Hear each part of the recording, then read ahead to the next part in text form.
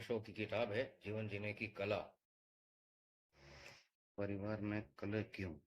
नारी और शांति के संबंध में कुछ सूत्र समझना उपयोगी है। एक तो सबसे पहले यह समझना जरूरी है कि नारी का अब तक का कोई व्यक्तित्व नहीं रहा और पुरुष ने उसके व्यक्तित्व को मिटाने की भरसक चेष्टा की। नारी या तो किसी की बेटी होती है, या किसी की बहन होती है, या किसी की पत्नी होती है। नारी का अपना होना नहीं। विवाह हो तो उसका नाम भी पुरुष बदल डालते हैं, नया नाम रख लेते हैं। विवाह हो जाने के बाद उसका कोई दाम्पत्य सीधी उसकी कोई आइडेंटिटी अपने साथ नहीं होती। वह किसी की श्रीमती हो जाती है। उसके परिचय में भी हम कहते हैं श्रीमती खन्ना या श्रीमती हुजूर या कुछ। सीधा उसका व्यक्तित्व समाज के समक्ष नहीं होता। बीच में पुरुष को लेकर ही उसका कोई अर्थ नहीं बनता। पुराने शास्त्र कहते हैं कि जब कुंवारी हो तो पिता उसकी रक्षा करें, जब वह विवाहित हो तो पति उसकी रक्षा करें, अगर वह वृद्ध हो जाए तो उसके बेटे उसकी रक्षा करें। लेकिन किसी भी स्थिति में उसका अपना कोई अस्तित्व स्वीकार नहीं किया गया है। नारी को समझने के लिए पहली बात समझना यह जरूरी है कि उसके पास व्यक्तित्व नहीं है। और जिसके पास व्यक्तित्व न हो वह शांति का आधार कभी नहीं बन सकती। जिसके पास व्यक्तित्व नहीं है वह स्वयं इतना अशांत होगा कि वह शांति को आधार नहीं बनता। जीवन की बड़ी से बड़ी शांति की उपलब्धि अपने व्यक्तित्व को पाने से शुरू होती है। और जिस दिन जो हम बनने को पैदा हुए हैं वही बन जाते हैं, उसी दिन मन प्रफुल्लता से भर जाता है। एक गुलाब का पौधा उसकी खुशी कब पूरी होती है, का आनंद कब प्रकट होता है? जब उसके फूल पूरी तरह खिल जाते हैं, जब आकाश की हवाओं को वह अपनी सुगंध को लौटा देता है, और जब वह सूरज की किरणों में उसके खिले हुए फूल नाच लेते हैं, और जब राह से गुजरने वाले अपरिचित राहगीर उसकी सुगंधित संगीत से भर जाते हैं, जब वह पौधा तृप्त हो जाता है। लेकिन जब तक किसी पौधे में फूल न आए तब तक उस पौधे में एक बेचैनी, एक अशांति बनी रहती। नारी फूल को उपलब्ध ही नहीं हो पाती क्योंकि उनका अस्तित्व ही अस्वीकृत है। उसके व्यक्तित्व को ही जगह नहीं। अपनी हैसियत जब तक नारी को उपलब्ध नहीं हो तब तक नारी शांत नहीं हो सकती। और नारी की अशांति इतनी महंगी है जिसका कोई हिसाब नहीं। यद्यपि पुरुष ने ही नारी का व्यक्तित्व छीना है, वो पुरुष ही नारी के अशांत होने से 1000 गुना अशांत हो गया है, लेकिन उसे पता नहीं चलता कि उसने व्यक्तित्व छीना है, इसलिए इतनी अशांति है। बल्कि शायद शायद तक यही कहता है। सभी मूड तर्क इसी भांति चलते हैं कि वह सोचता है कि नारी का व्यक्तित्व थोड़ा बहुत जो बचा है वह भी छीन लेना जरूरी है ताकि शांति पूरी हो जाए। शांति होगी व्यक्तित्व के प्रकट होने से, व्यक्तित्व के छिन जाने से नहीं, क्योंकि नारी कभी तृप्ति अनुभव कर ही नहीं पाती, क्योंकि व्यक्तित्व छीना गया है। इसलिए कभी वह ऑथेंटिक प्रामाणिक रूप से अपने पैरों पर खड़ी ही नहीं हो पाती।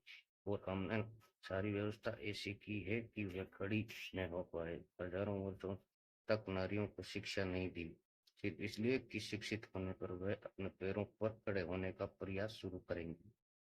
पैर के नीचे से जमीन खींचनी हो तो शिक्षा मत दो। अगर शिक्षा नहीं दी जाए तो पंगु हो जाता है व्यक्तित्व।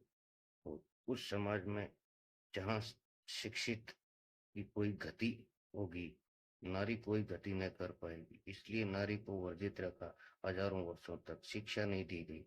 लेकिन अशिक्षित नारी का क्या मतलब है? अशिक्षित माँ, अशिक्षित पत्नी, अशिक्षित बेटी, अशिक्षित बहन, अशिक्षित प्रेमिका। नारी को अशिक्षित रखने का क्या अर्थ होगा?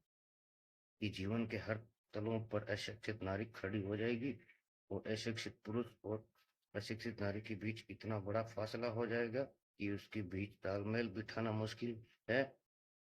लेकिन धीरे धीरे नारी की स्थिति एक दासी की हो गई है और पुरुष मालिक बन गया है। पति का मतलब ही मालिक होता है, स्वामी का मतलब भी मालिक होता है।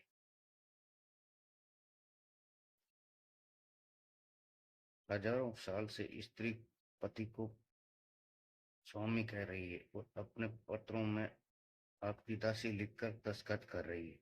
बहुत पुरुष बहुत प्रसन्न हो रहा है। पुरुष की प्रसन्नता समझी जा सकती है, लेकिन नारी की नासमझी समझनी बहुत मुश्किल है। और दासी और मालिक के बीच कभी भी अच्छे संबंध नहीं हो सकते। दो मित्रों के बीच अच्छे संबंध हो सकते हैं, शांतिपूर्ण, आनंदपूर्ण, प्रेम भरे, लेकिन एक गुलाम के बीच में हमेशा तनाव होगा, अशांति होगी, बेचैनी होगी, संघर्ष होगा।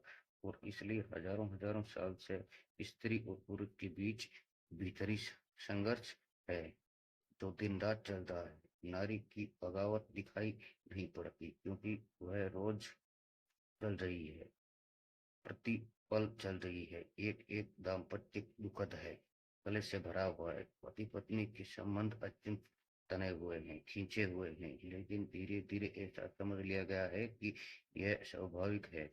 हजारों हजारों साल तक कोई बात चलने लगे तो स्वाभाविक मालूम पड़ने लगती है।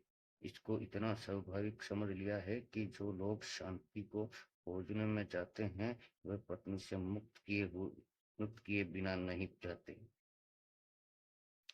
ख्याल यह बन गया है कि पत्नी के साथ शांति संभव नहीं, तो अगर पत्नी से भाग सके, कोई सन्यासी हो सके, तभी शांत हो सकता है। नहीं, ये सवाल पत्नी के साथ का नहीं है।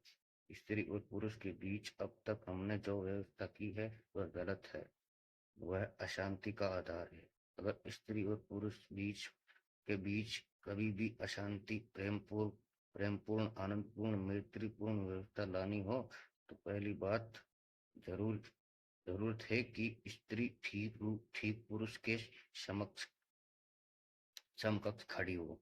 समान खड़े होने का यह मतलब नहीं कि स्त्रियां पुरुषों जैसी हो जाए। पुरुषों के समान होने का अर्थ यह है कि पुरुष